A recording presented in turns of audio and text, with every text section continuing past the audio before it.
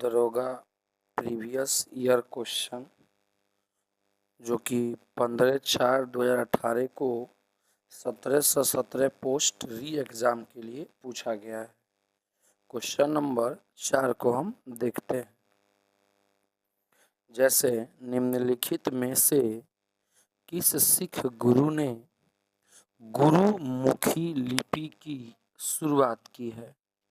तो गुरुमुखी लिपि की शुरुआत किसने की है? तो आपका आंसर हो जाएगा option number A, Guru Angad Dev. Guru Angad Dev. इसके बारे में कुछ इसके फैक्ट यानी विशेषता को देख लेते हैं। जैसे ए नंबर, गुरु अंगद देव ने गुरुमुखी लिपि की शुरुआत की थी। ठीक है, इन्होंने ही गुरु नानक द्वारा प्रारंभ की गई लंगर व्यवस्था को भी अस्थायी बना दिया। यानी जो गुरु नानक थे उन्होंने लंगर व्यवस्था की शुरुआत की, लेकिन लंगर व्यवस्था को बढ़िया से अस्थायी गुरु अंगद देव ने बना दिया। गुरु अंगद देव। अगला पॉइंट, सिख के प्रथम गुरु गुरु नानक को माना जाता है। सिख धर्म के प्रथम गुरु गुरु नानक को माना जाता है, जो सिख धर्म के प्रणेता भी थे। यानी सिख धर्म के बारे में लोगों को जानकारी भी देते थे। अगला पॉइंट, इनका जन्म, गुरु नानक का जन्म ननकाना साहिब पाकिस्तान के तलवंडी में हुआ था। इनका जन्म ननकाना साहिब पाकिस्तान के तलवंडी में 15 अप्रैल 1469 को हुआ था। गुरु नानक का जन्म ननकाना साहब में हुआ था, तलवंडी नाम के जगह पर 1469 में हुआ था। अगला पॉइंट देखते हैं,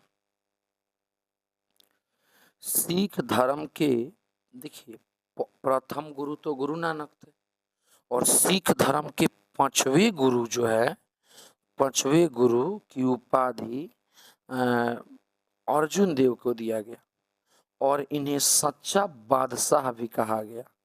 ये अकबर के समकालीन थे। अकबर ने ही इन्हें सच्चा बादशाह कहा। अगला पॉइंट, 1589 में इन्होंने अमृतसर सरोवर के बीच में हरमंदिर साहिब का निर्माण किया, गुरु नानक ने। अगला पॉइंट, गुरु गोविंद सिंह सिखों के 10वें अंतिम गुरु थे। यानी सिख धर्म में 10 ही गुरु हुए और प्रथम गुरु नानक थे और 10वें जो थे वह गुरु गोविंद सिंह थे। इनका जन्म तो बिहार के पटना में हुआ था। 1699 ईस्वी में गुरु गोविंद सिंह ने खालसा पंथ की स्थापना की। यानी कि खालसा पंथ की स्थापना किसने की? गुरु नानक ने की। कब की? 1699 में। गुरु नानक सिख धर्म के संस्थापक थे, माना जाता है इनको। गुरु अर्जुन देव, आदि ग्रंथ की रचना, जो अर्जुन देव आपको दिख रहा है, हम इन्हें सच्चा बादशाह कहते हैं। सच्चा बादशाह का उपाधि अकबर ने दिया था और आदि ग्रंथ की रचना श्री गुरु अर्जुन देव ने ही तो किया है।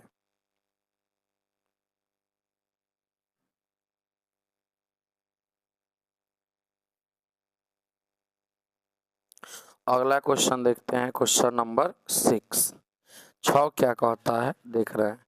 कह रहा है किसी भी राजनीतिक दल को राष्ट्रीय दल बनने के लिए कितने राज्यों में मान्यता होना चाहिए? यानी अगर कोई राजनीतिक दल राष्ट्रीय दल बनना चाहता है तो उसको कितने राज्यों में मान्यता मिलनी चाहिए? उसको 4 राज्यों में मान्यता मिलनी चाहिए। 4 राज्यों में। ठीक है, देखिए भारत में राजनीतिक दलों को मान्यता कौन देता है? निर्वाचन आयोग देता है। निर्वाचन आयोग या चुनाव आयोग देता है। अगर कोई दल है उसे अगर राष्ट्रीय दल बनना है, अगर कोई दल है उसे राष्ट्रीय दल बनना है तो राष्ट्रीय दल बनने के कुछ शर्त होते हैं। जैसे पहला शर्त, लोकसभा, आम चुनाव अथवा राज्य विधानसभा चुनाव किन्हीं 4 अथवा अधिक राज्यों में कुल डाले गए वैध मतों का 6% होना चाहिए। माने लोकसभा में या विधानसभा में 4 अथवा अधिक राज्यों में चुनाव हो तो उसमें वैध मत से ज़्यादा मत प्राप्त होना चाहिए राष्ट्रीय दल बनने के लिए। दूसरा काम, इसके अलावा इसे किसी एक राज्य अथवा राज्यों से विधानसभा की कम से कम 4 सीट मिलनी चाहिए तो राष्ट्रीय दल बन सकता है। तीसरा, लोकसभा में 2% सीट हो, कम से कम 3 अलग अलग राज्यों में हासिल हो, यानी लोकसभा में अगर कम से कम 2% सीट है तभी यह राष्ट्रीय दल बन सकता है, ध्यान रखिए। ठीक है, यस। अगला पॉइंट देखते हैं।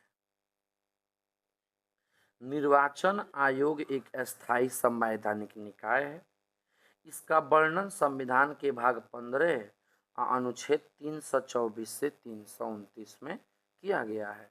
जो निर्वाचन आयोग है एक अस्थायी संवैधानिक निकाय है, यानी संविधान से ये चलता है, जिसका चर्चा अनुच्छेद 324 से 329 में किया गया है।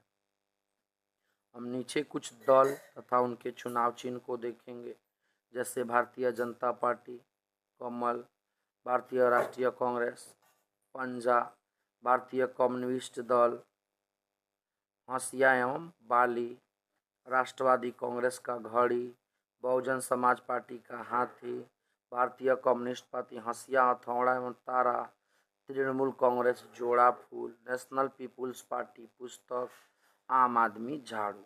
ये जो दल आपको दिख रहा है ये राष्ट्रीय राजनीतिक दल है। तो ये दरोगा प्रीवियस ईयर का क्वेश्चन था जो 2008 से लेकर 18 के बीच में पूछा हुआ है।